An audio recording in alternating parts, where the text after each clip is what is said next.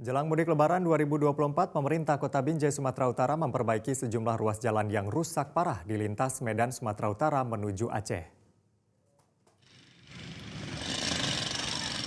Pemerintah Kota Binjai melalui Dinas Pekerjaan Umum mulai melakukan perbaikan sejumlah ruas jalan yang rusak parah.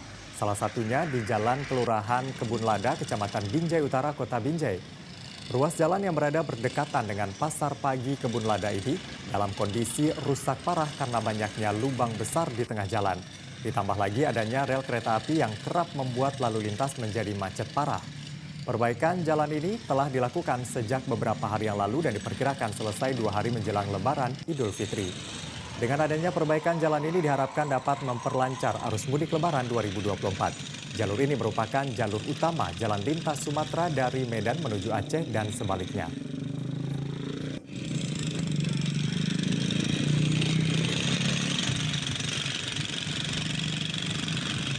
Jelajahi cara baru mendapatkan informasi. Download Metro TV Extend sekarang.